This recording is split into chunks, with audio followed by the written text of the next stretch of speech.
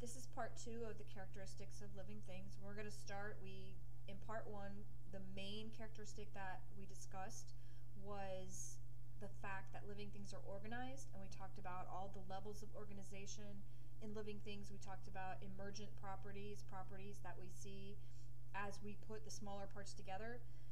We see things become more complicated, and we see the beginnings of an organ from tissues. We see an organism coming from organ systems and tissues put together in a proper way, etc. So we're moving on to other things that all living things share. And so the second one is that living things metabolize, which means they use energy. I know I touched on this barely in the part 1. All living things use energy. As a matter of fact, this is yet another reason why viruses are not considered alive. They do not metabolize. They are a little set of DNA, and all they basically do is float around, attach to a cell, and when they attach properly, it sort of creates this little opening, and their DNA goes into the cell. That's it. And then the cell builds viruses, and it goes from there. So there is no metabolism in a virus, and so by our definition, technically a virus is also not a living thing. And then homeostasis is a huge theme, and it comes up on the AP exam a lot, especially, for example, when we talk about hormones and negative feedback. For example, you have a feedback loop that exists between calcitonin and parathyroid hormone. One of them will cause your bones to pull calcium out of the blood and deposit it. But if there's not enough calcium, because calcium is necessary for muscle contraction, then the other hormone would be released, which is now going to cause your bones to release the calcium back into the blood for the muscles. So you have this relationship between these two hormones, calcitonin and parathyroid hormone, that maintain levels. Your hypothalamus controls temperature. So if you start to get too hot, a message gets sent to cause you to sweat, open up your pores, dilate your blood vessels, and therefore cool off your body. If you start to get cold, then your hypothalamus sends another message, the opposite message. Form goosebumps, which are going to trap heat. That makes the hairs on your arms and legs stand up. That traps heat next to your skin. Your blood vessels constrict. You start shivering, which is actually your muscles contracting, which generates heat.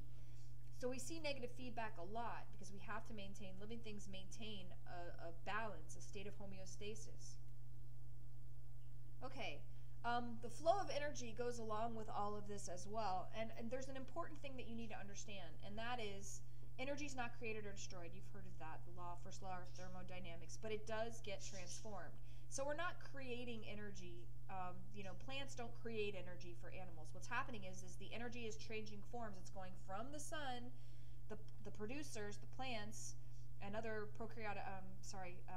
autotrophic organisms can now convert that energy into energy that's stuck in the bonds of the sugars.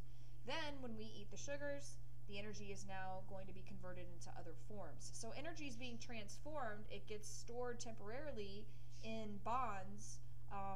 The final form of energy is heat. So eventually all of the energy is being transformed into basically a form that's less useful. Eventually it becomes heat. Now matter is recycled, even though energy is not.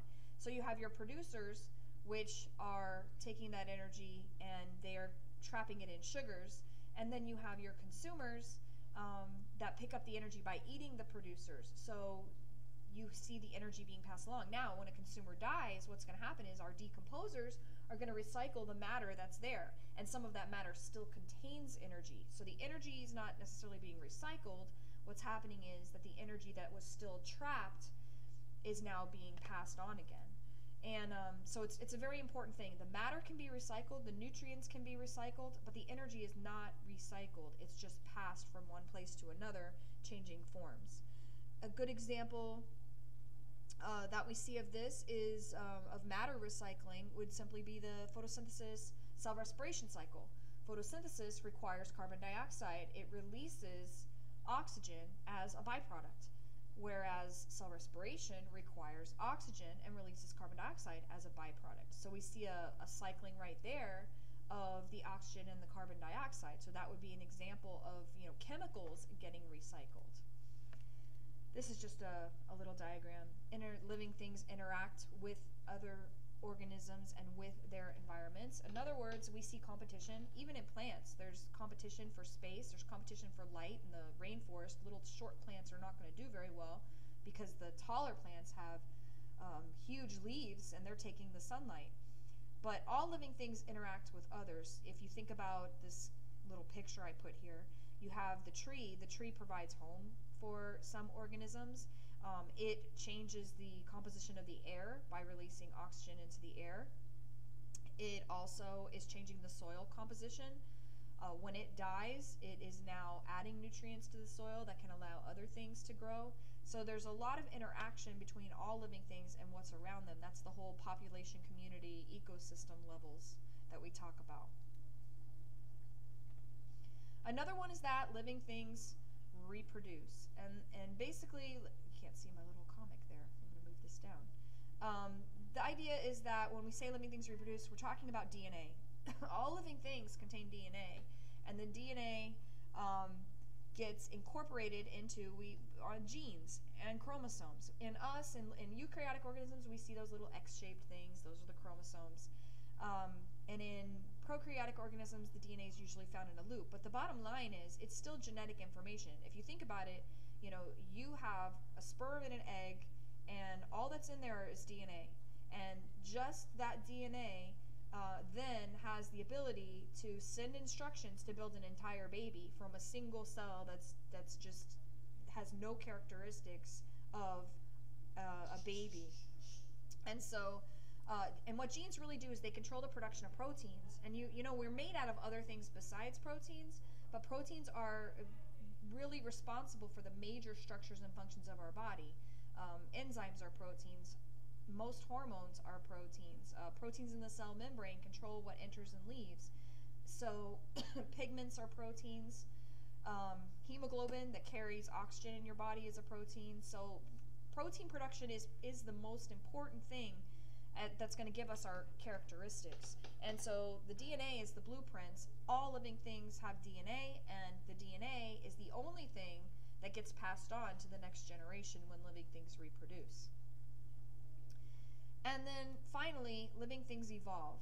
And evolution is a core theme in biology. You hear it a lot, and I know it can be oh, I believe in evolution, I don't believe in evolution, but specifically the focus in here is on evolution in the sense that organisms can change over time. In other words, you can have organisms that are extinct. They are ancestors of organisms that exist today. You have extinct groups of tortoises, and we see the tortoises today. And why do those tortoises exist today? Well, because probably what's happened is there have been mutations. The mutations gave some tortoises different characteristics. If those characteristics were beneficial, natural selection, survival of the fittest, would decide the fate of the characteristic. If it's a beneficial characteristic, it may have helped that organism live longer, reproduce more, and pass that trait on. And it's not just natural selection, it's also sometimes random chance. Sometimes a trait is a really good trait, but if the organism that has it, for whatever reason, doesn't happen to reproduce, then that trait may die with, it will die with the organism. But natural selection combined with chance and mutations are what give organisms new traits, new abilities, and that is the basis when we talk about evolution being a theme.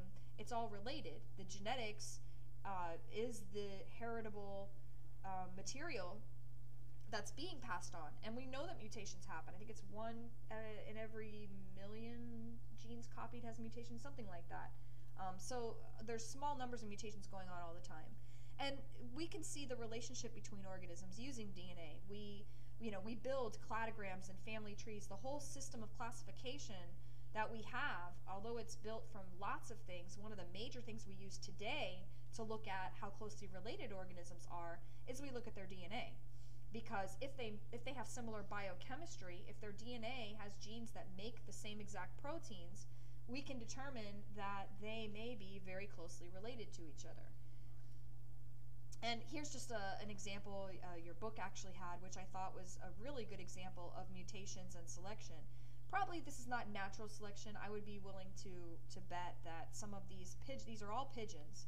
And I'm sure that some of these pigeons have come about by artificial selection, that we have chosen for whatever reason, to breed pigeons for a particular trait that we like. We do it with dogs too. You know, you see the cute little wrinkly Shar-Peis and beagles and collies and working dogs. Dogs have all sorts of different characteristics, and they've been bred specifically to be good at certain things. And so that's artificial selection. But the bottom line is these different traits come about by mutation, and then they either get passed on or they don't. And by getting these new combinations every time an organism reproduces, we get just a huge variety. And in this case, I think this is a really good example of extreme variety in these pigeons. And the last thing your book has in this chapter, and I think it's an important note, is that there's unity. This whole thing has been partly about characteristics that living things have in common, and then we've talked about how living things are different. And probably the important thing to take from this is that even though we're different, there are some things that we all have in common. And a good example is DNA. DNA is universal. If I take DNA from a jellyfish that codes for glowing, which we're going to do, and put it into a bacteria, the bacteria will make the same protein and glow because the DNA is translated the same way. If a particular 3-letter code codes for making a particular amino acid in a frog, it will make the same amino acid no matter what organism we put it in. So DNA is interpreted universally the same. And we see, all living things, again, are made of cells. They all metabolize. They all reproduce. And so even though we're diverse, remember that there is unity as well. These are the core characteristics. This whole chapter sort of been about are the core characteristics of what we have in common with each other. So hopefully, if you have questions, come see me in class. But hopefully, although I talked through this really quickly, I think it's a pretty easy chapter, and that's it.